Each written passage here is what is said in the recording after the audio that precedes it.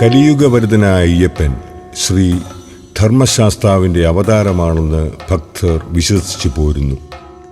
എന്നാൽ അയ്യപ്പൻ്റെ ജീവിത വഴി അനേകം വ്യക്തികളുമായി ബന്ധപ്പെട്ടാണ് കിടക്കുന്നത്. അതിലൊന്നാണ് ചീരപ്പഞ്ചിറ കളരിയും ഗുരുക്കളും. ഒരു കാലം പന്തളം ദേശം ഉദയൻ എന്ന കാട്ടുകളിൻ്റെ നിരന്തര ആക്രമണത്തിന് വിധേയമായിക്കൊണ്ടിരുന്നു.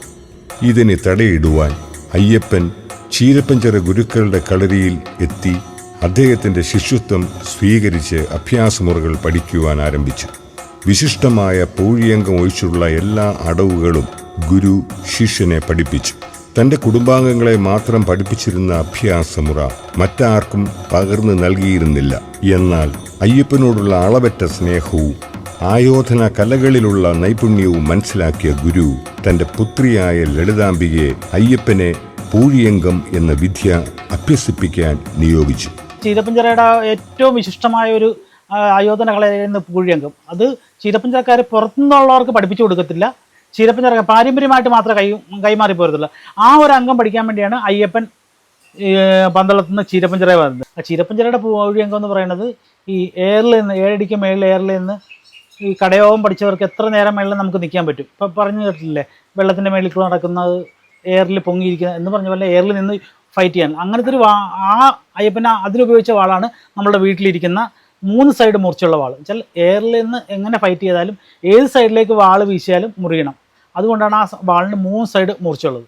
ആയോധന കല പൂർത്തിയാക്കി പന്തളത്ത് തിരിച്ചെത്തിയ അയ്യപ്പൻ ശത്രുക്കളെ അമർച്ച ചെയ്യുന്നതിന് മുൻപായി അനുഗ്രഹം വാങ്ങുന്നതിന് വീണ്ടും ചീരപ്പഞ്ചിറയിലെത്തി. അവിടെ ഗുരുവിനെ കാണാതിരുന്നതിനാൽ തൻ്റെ സാന്നിധ്യം അറിയിക്കുന്നതിന് അരക്കച്ചയും തനിക്ക് ആയുധബലം നൽകണമെന്ന് അപേക്ഷിച്ച് ഉടവാളും അംഗബലം തരണമെന്നപേക്ഷിച്ച് കയ്യുറയും സമർപ്പിച്ച് ചീരപ്പഞ്ചിറയിൽ നിന്നും മടങ്ങി. ശിഷ്യന്റെ പ്രതീകാത്മകമായ സമർപ്പണം തിരിച്ചറിഞ്ഞ ഗുരു തന്റെ ആയോധന കലയിൽ നിപുണയായ പുത്രി ലളിതാംബികയുമൊത്ത് യുദ്ധക്കളത്തിൽ അയ്യപ്പനെ സഹായിക്കാനായി എത്തി ഉദയനെ വധിക്കുകയും ചെയ്തു. ഈ യുദ്ധത്തിൽ ലളിതാംബിക വീരചരമമടഞ്ഞു. ചീരപ്പഞ്ചിറ എന്നത് ഒരു ഈഴവ കുടുംബമാണ്. ഈ കുടുംബത്തിനും കളരിക്കും ശബരിമല ക്ഷേത്രത്തോളം പഴക്കമുള്ളതായി കണക്കാക്കുന്നു. ഈ കുടുംബത്തെ സ്ത്രീകൾക്കും മുതിർന്ന പൗരന്മാർക്കും അയ്യപ്പനെ നിത്യം ആരാധിക്കുന്നതിനു വേണ്ടി അയ്യന്റെ കരുണയാൽ നിർമ്മിതമായ അയ്യപ്പ ക്ഷേത്രം അവിടെ ഉണ്ട്. അതാണ് മുക്കാൽവട്ടം അയ്യപ്പ ക്ഷേത്രം. താൻ എവിടെയായിരുന്നാലും തന്റെ ചൈതന്യത്തിന്റെ 1/4 ഭാഗവും ഗുരുവിന്റെ സമക്ഷത്തുണ്ടാകും എന്ന അയ്യപ്പന്റെ വാക്കാണ് 1/4 വട്ടം എന്നതുകൊണ്ട് ഉദ്ദേശിക്കുന്നത്. മണ്ഡലകാലത്ത് ആയിരക്കണക്കിന് ഭക്തർ ഇവിടെ എത്തിച്ചേരുകയും അരപ്പട്ടയും ഉടവാളും കണ്ട് തൊഴുത് അനുഗ്രഹീതരാകുകയും ചെയ്യുന്നു. ഇതിനോടനുബന്ധിച്ച് അയ്യപ്പൻ താമസിച്ച് പഠിച്ച ഒരു മഠപ്പുരയുമുണ്ട്. പിൽക്കാലത്ത് ശ്രീ നാരായണ ഗുരു ചീരപ്പഞ്ചിറ തറവാട് സന്ദർശിക്കുകയും ഈ മഠപ്പുരയിൽ താമസിക്കുകയും ചെയ്തിട്ടുണ്ട്.